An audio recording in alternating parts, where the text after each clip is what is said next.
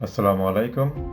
মিথ্যা কৌশল অবলম্বন করে প্রতিষ্ঠিত যে কোনো ধরনের কঠিন স্থাপত্য শত বছর পরে হলেও কাচের মতো চূর্ণ বিচূর্ণ হয়ে যেতে পারে। প্রকৃতির চাপে সেটা হয়। বাংলাদেশের সবকটি ক্ষমতাধর রাজনৈতিক দল এবং পুঁজিপতিদের ক্ষেত্রে আজ বিষয়টি প্রতীয়মান। আজ সকালে আওয়ামী লীগের ফেসবুক পেজে শেখ হাসিনার প্রায় ১ ঘন্টার লাইভ অডিও শুনছিলাম। এত লম্বা সময়টা দিতে চেয়েছিলাম তাকে আত্মপক্ষ সমর্থনের সুযোগ প্রদান করবার অভিপ্রায় নিয়ে। কিন্তু এখনও তার মিথ্যাচারের মাত্রা এতটাই প্রবল যা আমাকে বাধ্য করেছে সত্য ইতিহাসকে ৫০ বছরের আস্তাকুঁড় থেকে তুলে আনতে। তিনি বলেছেন তার বাবা শেখ মুজিবুর রহমান ৩.৫ বছরের শাসন আমলে বাংলাদেশকে মধ্যম আয়ের দেশে রূপান্তর করেছিলেন। অথচ সত্য হচ্ছে তার বাবার ভুলের কারণে ৭৪-এর দুর্ভিক্ষে হাজার হাজার মানুষ অনাহারে মৃত্যুবরণ করেছিল। আমি বিগত ৩০ বছর কয়েকটি মিথ্যাচারের বিরুদ্ধে বুঝিয়ে সুঝিয়ে প্রতিবাদ করবার চেষ্টায় ব্যর্থ হয়েছি। মিথ্যাচারের প্রাচীর চূর্ণ হয়, তবে অতি সহজে নয়, চূর্ণ হয় কঠিন আঘাতে। অনুরোধ করছি ভিডিওটা সম্পূর্ণ না টেনে দেখবার জন্য এবং চ্যানেলটিকে সাবস্ক্রাইব করে বেল বটনে চাপ দিয়ে রাখবার জন্য। তাহলে আপনি আমার গবেষণালব্ধ সকল সত্য তথ্যমূলক ভিডিও সহজে পেয়ে যাবেন। সেক্ষেত্রে সত্যকে জানতে পেরে আপনি নিজে উপকৃত হবেন এবং দেশ সমৃদ্ধ হবে। যাচ্ছি মূল আলোচনায়। ১৯৭১ সালে স্বাধীনতা ঘোষণার পর মুজিবনগর সরকার গঠিত হয় ১৭ এপ্রিল ১৯৭১-এ এবং সেদিনই বাংলাদেশের অস্থায়ী রাজধানী মুজিবনগরে বাংলাদেশের প্রথম প্রধানমন্ত্রী হিসেবে শপথ গ্রহণ করেন তৎকালীন আওয়ামী লীগের সিনিয়র প্রেসিডিয়াম সদস্য জনাব তাজউদ্দিন আহমেদ। ১৯৭১ সালের ১৬ ডিসেম্বর বাংলাদেশ স্বাধীন হওয়ার পর শেখ মুজিবুর রহমান ৮ই জানুয়ারি ১৯৭২ সালে পাকিস্তানের কারাগার থেকে মুক্তি পান। এরপর তিনি লন্ডন ও দিল্লি হয়ে ১০ই জানুয়ারি ১৯৭২ বাংলাদেশে ফিরে আসেন এবং সেই দিনই প্রধানমন্ত্রী হিসেবে শপথ গ্রহণ করেন। শেখ মুজিবুর রহমান ও তাজউদ্দিন আহমেদের মধ্যে সম্পর্ক ছিল অত্যন্ত ঘনিষ্ঠ, কিন্তু মুজিবুর রহমান প্রধানমন্ত্রী হিসেবে দায়িত্ব গ্রহণের পর এই সম্পর্কের মধ্যে দূরত্ব তৈরি হতে শুরু করে। এই দূরত্ব তৈরি হয় মাত্র সামান্য ৩টি মৌলিক কারণে, যা বাস্তবায়ন হলে আজ বাংলাদেশের সার্বিক চিত্র ভিন্ন হতে পারত। প্রথমত, তাজউদ্দিন প্রস্তাব রেখেছিলেন যুদ্ধে যেহেতু সর্বস্তরের মানুষ, সব রাজনৈতিক দল স্বতঃস্ফূর্তভাবে অংশগ্রহণ করেছে, সুতরাং একটি জাতীয় সরকারের কাঠামো তৈরি করতে। কিন্তু শেখ মুজিবুর রহমান সে প্রস্তাব প্রত্যাখ্যান করেছিলেন।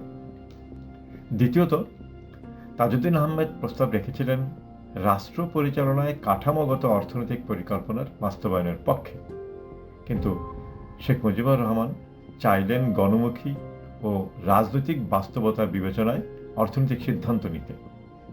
আর তৃতীয় যে কারণটা সমগ্র জাতিকে বিভক্ত করেছিল সেটা ছিল বাকশাল গঠনের পরিকল্পনা, যে পরিকল্পনার কঠোর সমালোচনা করে তাজউদ্দিন আহমেদ বলেছিলেন এটা একদলীয় শাসন ব্যবস্থা যা জাতিকে বিভক্ত করবে। এভাবেই এই দুই নেতার মধ্যে মতানৈক্য তৈরি হয় এবং ১৯৭৪ সালে তাজউদ্দিন আহমেদ মন্ত্রিসভা থেকে পদত্যাগ করেন। তারপর সমগ্র রাজনৈতিক দলকে বৃদ্ধাঙ্গুলি দেখিয়ে তাদের রাজনৈতিক অধিকারকে প্রশ্নবিদ্ধ করে ১৯৭৫ সালের ২৪শে ফেব্রুয়ারি শেখ মুজিবুর রহমানের নেতৃত্বে বাকশাল গঠন হয়। ঠিক তার পরপরই আওয়ামী লীগের ভেতর থেকেও অনেকে ভিন্ন মত পোষণ করেন এবং নতুন রাজনৈতিক দল গঠন করেন। এতে করে অতি অল্প সময়ে শেখ মুজিবুর রহমানের মতো নেতাও জনসমর্থন হারিয়ে ফেলেন এবং তখন তিনি রাজনৈতিক ভিন্ন মতের উপর স্টিম রোলার চালাতে দ্বিধা করেননি। এমনকি তার ছেলেকে সামরিক বাহিনীর প্রধান করবার চিন্তার বহিঃপ্রকাশ ঘটিয়ে সামরিক বাহিনীকেও হুমকি প্রদান করেছিলেন। শেখ মুজিবুর রহমানের মতন এত বড় নেতাও যে প্রলোভনে পড়বে এটা সত্যি বিস্ময়কর ছিল এবং সম্পূর্ণ রাজতন্ত্রের মনোভাব প্রকাশ পেতে শুরু করল শেখ মুজিবের নিজের এবং তার পরিবারের সদস্যদের মধ্যেও। সবকিছু পর্যালোচনা করে বলা যায় শেখ মুজিবুর রহমানের ক্ষমতার প্রলোভনই তার মতো একজন নেতার সপরিবারের ধ্বংসের জন্য দায়ী। স্বাধীনতা যুদ্ধকে কেন্দ্র করে ৯ মাসে বাঙালির যে আত্মত্যাগ সেটার অবমাননা হয়েছে ভোগে নয় রাষ্ট্রীয় পরিকল্পনার মাধ্যমে। যে কোনো আত্মত্যাগ অবমূল্যায়িত হলে সেটা হিংস্রতায় পরিণত হতে পারে। তিনি যদি সত্যি আত্মবিশ্বাসী এবং ক্ষমতার লোভীন নেতা হতেন, তাহলে ক্ষমতা থেকে নেমে গিয়ে স্বাধীন বাংলাদেশে আরেকটি নির্বাচনের মাধ্যমে জনমত যাচাই করতে পারতেন বাকশাল সম্পর্কে। এটা না হওয়ার কারণে তারপর থেকেই জোর জুলুমের রাজনীতির শিষ্টাচার নিয়েই বাংলাদেশ এই যাবৎকাল এগিয়ে এসেছে। এ কারণে কোনো বিষয়ে আমরা গবেষণা করে প্রকৃত কারণ উদ্ঘাটন করবার মতন সময় সুযোগ পাইনি। তাই সর্ববিষয়ে ক্ষতি সাধন হয়েছে। বিশেষ করে পরিবেশ, স্বাস্থ্য এবং শিক্ষা খাত ধ্বংসাত্মক পর্যায়ে গিয়ে পৌঁছেছে। এখান থেকে ফেরাতে না পারলে সমগ্র জাতি চরম এবং ভয়ঙ্কর চিত্র দেখবে আগামীতে। এত ভয়ঙ্কর পূর্বাভাস সত্ত্বেও বিষয়টি এখনো আমাদের কল্পনায় আসছে না, যেটা কিনা আমার গবেষণার প্রতিচ্ছবি। তাই স্পষ্টত উল্লেখ করছি, ক্ষমতার লোভহীন জনকল্যাণমুখী কোনো সরকার বিগত দিনগুলোতে বাংলাদেশে ছিল না। একটু সংযোজন করে রাখি, শুধু সরকার নয়, আমাদের দেশে এ যাবৎকাল কোনো সেক্টরেই দেশের সাধারণ মানুষের কল্যাণময় কোনো কর্মকাণ্ড সম্পন্ন হয়নি। কোনো শিক্ষক এবং কোনো শিল্পী সাহিত্যিকরাও গণমানুষের মুক্তির কথা ভেবে তাদের সৃজনশীলতা পরিচালনা করেনি। সবাই ব্যক্তি স্বার্থ নিয়ে ব্যতিব্যস্ত। আমরা বাংলাদেশের সাধারণ মানুষ ভীতির কারণে সত্যকে সত্য বলে স্বীকার করতেও ভুলে গেছি। তাই সমস্ত ভয়ভীতিকে জয় করে আজ সজ্ঞানে স্বীকার করছি, এই যাবৎকালে একমাত্র বাংলাদেশি ডক্টর মোহাম্মদ ইউনূস, যিনি পিছিয়ে পড়া অসহায় মানুষের মুক্তির কথা চিন্তা করে বিশেষভাবে অসহায় বিধবা নারীদের স্বাবলম্বী করার চেতনা নিয়ে 1976 সালে গবেষণামূলক প্রতিষ্ঠান গ্রামীণ ব্যাংক প্রতিষ্ঠিত করেন। যে প্রতিষ্ঠান বাংলাদেশে 1 কোটি হতদরিদ্র অসহায় মানুষের হৃদয়ে আশার আলো জ্বালিয়েছে। শুধু তাই নয়, বিশ্বের বহু দেশ তার এই গবেষণাকে ব্যবহার করে তাদের দেশকে সমৃদ্ধ করেছে।